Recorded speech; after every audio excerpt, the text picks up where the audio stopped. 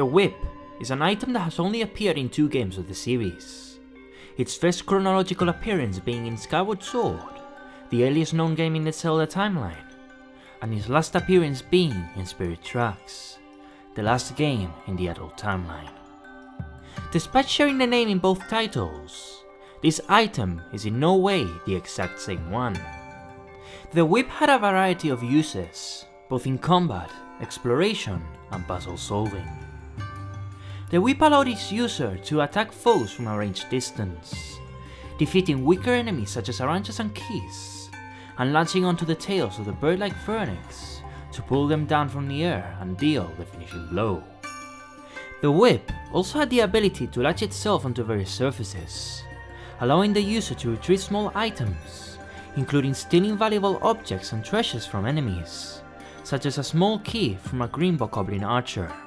and even removing armor from monsters such as the helmet choo-choos, or even picking up small objects like spines and throwing them at enemies. The whip could also latch itself to auto-reach levers which could then be pulled to activate certain mechanisms, unearth the plant-like pea-hats to then latch onto with the claw shots, and attach itself to the hooked thorns of a lily pad to flip it over, to then use as platforms to cross over large bodies of water.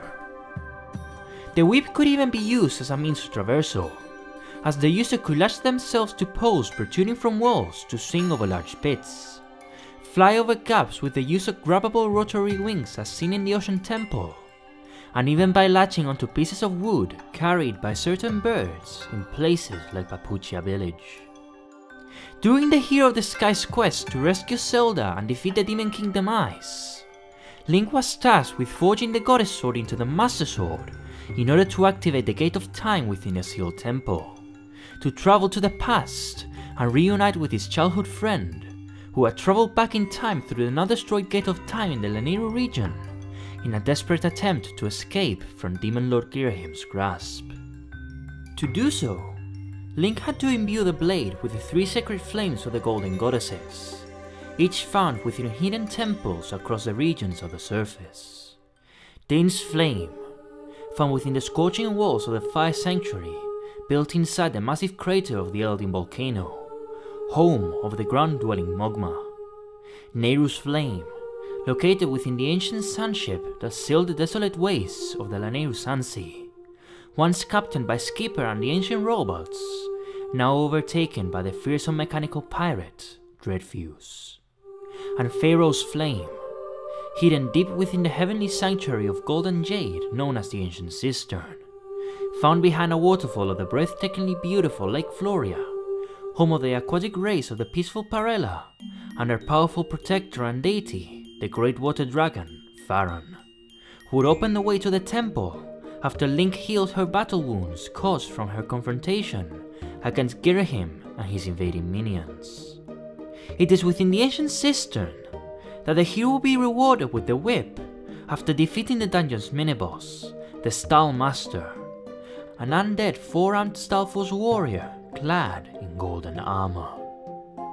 Link would use the whip to traverse the massive structure and make it all the way to the top, facing off against Coloctos, a machine brought to life by Girahim's malice, which Link would defeat by using the whip, ripping its arms off one by one to expose its center weak spot, which he would then strike repeatedly until the mechanical creature faced its end. This whip featured a golden handle adorned with petal-like markings reminiscent of the lotus flowers that scattered across the ancient Cistern, from which protruded a red braided lash that slowly transitioned into a jade-colored end,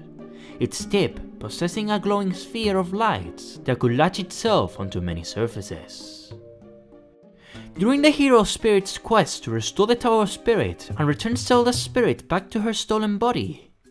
Link headed to the underwater Ocean Temple to reclaim the Force Gem from the clutches of evil and return power back to the Spirit Tracks.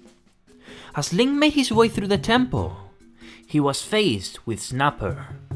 a whip-wielding monster that served as the temple's mini-boss. After defeating the monster, Link would claim its whip as his own,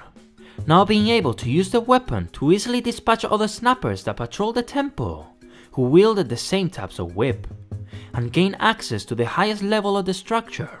where Phytops, the barb menaced, bathed in a pool of water. Unlike the elegant design of the Skyward Sword whip, this iteration of the item bears a simple design. This time around, the whip resembled a red snake with green eyes and 4 large fangs, with which it could latch onto poles and other objects by biting into them. It is unclear whether we will see the whip return in future titles, although fans speculate, including myself, that it could return in a way in the sequel to Breath of the Wild, as a form of a spirit whip, transforming Link's glowing hand into a flexible appendage to strike enemies from a distance and latch onto faraway targets. Whether this happens or not remains to be seen, but we will have to wait until the game's release to find out. And that was the whip explained. If you enjoyed this video, please leave a like, subscribe, and hit the notification bell to get notified of future uploads. Also, consider following me on Twitter and Instagram if you haven't already to stay in touch. This has been Zelda Lore, and I'll see you in the next video. Bye.